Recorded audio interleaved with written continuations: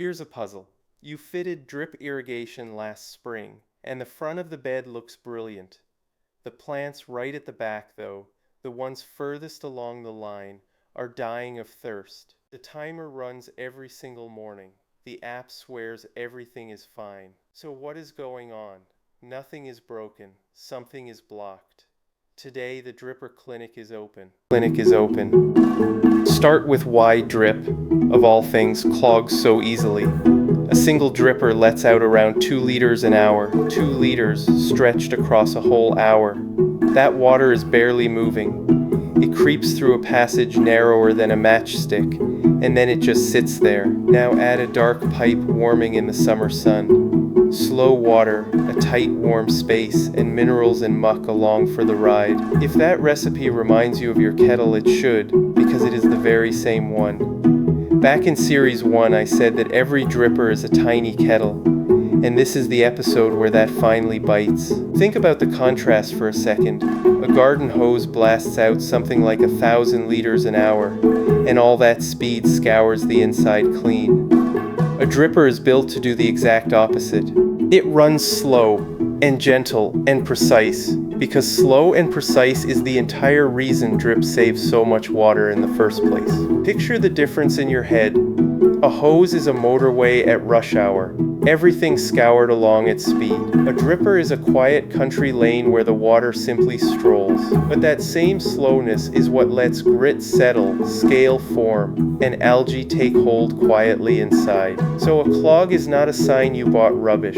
It is the shadow side of the thing that makes drip brilliant, which is why every drip gardener, sooner or later, ends up right here at the clinic. The real skill is working out what has actually blocked, because there are 3 different culprits, and they absolutely do not answer to the same cure.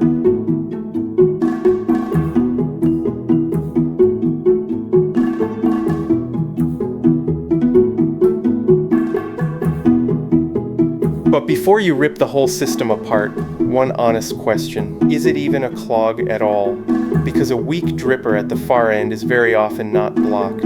It is simply starved of pressure. The longer the pipe runs and the more drippers hang off it, the more the pressure falls away before the water ever reaches the end. It comes out strong near the tap and arrives as a sad little dribble at the back.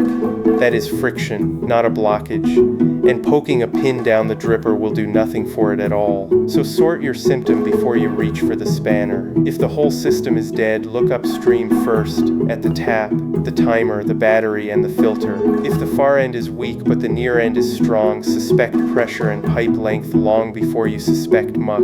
But if 1 or 2 lone drippers have gone silent while every neighbor runs away happily, then yes, that is a genuine clog.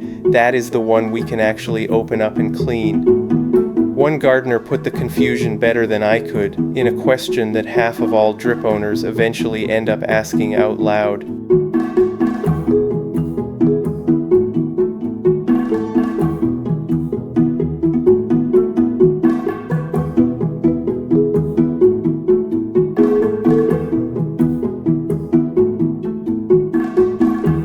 So you have found it, a dead dripper with its neighbors running fine. Now, what is actually inside it? 2 of our 3 culprits are solid things you can picture.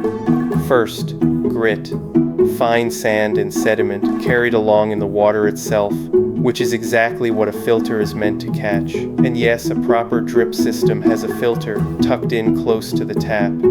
If yours does not have one, then fitting it is your very first job before anything else.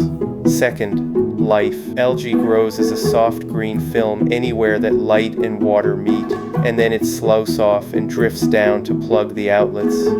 Worse than the algae, roots. Some plants can sense the water sitting inside the pipe and push fine roots straight in through the dripper hole from the outside in. Grit, algae, roots.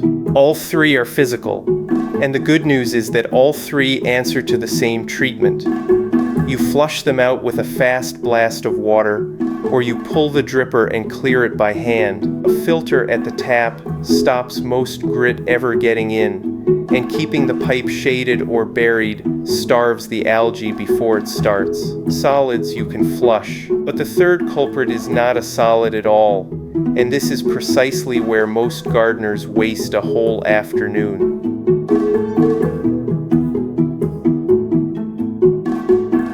The third culprit is lime scale, and here is the twist that catches everyone out. You cannot flush it away because it was never a lump of anything to begin with. It arrives dissolved, completely invisible, in the water itself, in hard water areas, and the southeast of England is the worst of the lot. The water carries dissolved chalk that it picked up deep underground. As that water sits in the warm, slow body of the dripper, the chalk comes back out of solution and grows as a hard crust on the inside walls. Now, the bit that nobody tells you, that crust is calcium carbonate. And calcium carbonate is the very same chemical as the garden lime you buy in a bag to make sour soil sweeter. It is also the exact stuff furring up the inside of your kettle. So think about what that really means for cleaning it. Glassing plain water through a scaled-up dripper does almost nothing at all because the scale is built from the same rock that the water keeps on delivering. You would be rinsing chalk away with yet more chalk. To shift it, you need a mild acid. A soak in white vinegar or a citric acid solution dissolves the crust just the way a kettle descaler does. Unscrew the crusted dripper. Drop it in a cup of vinegar for an hour or two. Give it a rinse and it comes back to life. Plain water simply will not touch it. And if you garden on hard water, this is not an if for you, it is a when.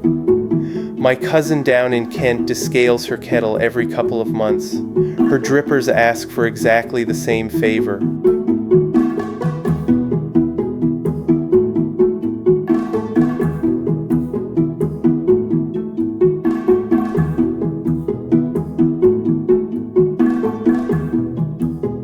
Here is the service itself, the little walk around I do a couple of times a season. 3 things, always in the same order. 1, the filter. Unscrew it near the tap, lift out the mesh, rinse it properly clean and screw it back in. 5 minutes, and it is the single most useful thing on this whole list. 2, the main line. Take off the end cap, that little plug at the very far end of the pipe, and let the tap run hard for a minute or so. All the grit that has crept along inside comes flushing straight out of the open end. Then cap it back up. 3, the drippers. Walk the length of the line and check that each one is actually putting out water. The quiet ones get pulled and cleared, or soaked in vinegar if your water is hard, or simply swapped for a fresh one since they cost pennies each. Filter, flush, drippers. That genuinely is the whole clinic. Do it once in early summer when the system first comes on, and then again in the middle of the season if your water is hard, and you will almost never come home to a dead patch sulking at the back of the bed again.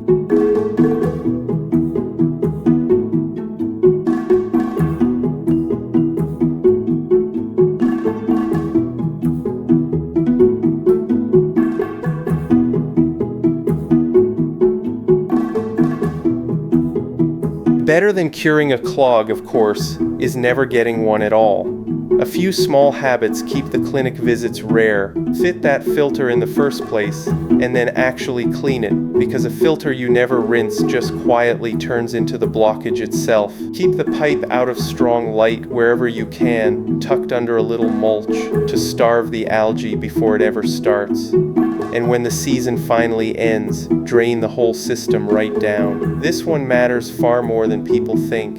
Any water left standing in the pipe over winter will freeze, and water expands by roughly 9% as it turns to ice. That expansion splits fittings and cracks the thin walls of the drippers from the inside out. So a dripper that was merely clogged back in October can be properly dead by March, not from muck at all, but from ice. Drain the lines, open the end caps, and bring the timer indoors for the winter. A clogged dripper you can clean and reuse. A frost-cracked one you simply throw away. The entire point of a walk-around is to catch the small thing early before it quietly grows into the dead plant.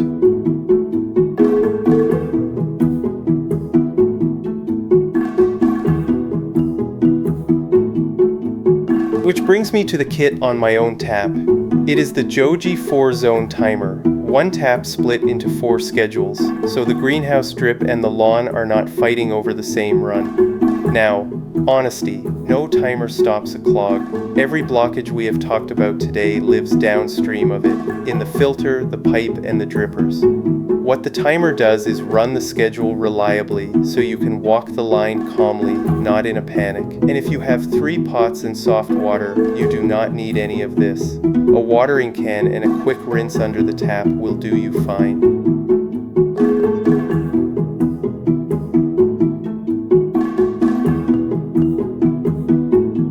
So what does that mean for your garden? It means a drip system is never truly fit and forget.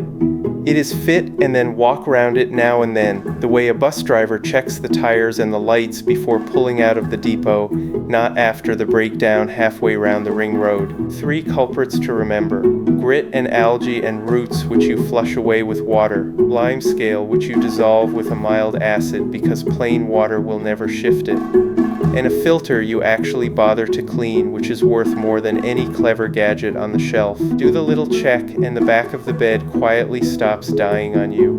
Next time, we stay with the slow and gentle crowd and open up the soaker hose, the one that weeps along its whole length, and we settle that old argument once and for all, whether you bury it under mulch or leave it bare on top. If a bus driver taking a drip line to bits is your sort of thing, then subscribe and bring along the friend whose drippers mysteriously packed in last August. Right, that's the route for today. See you on the next one.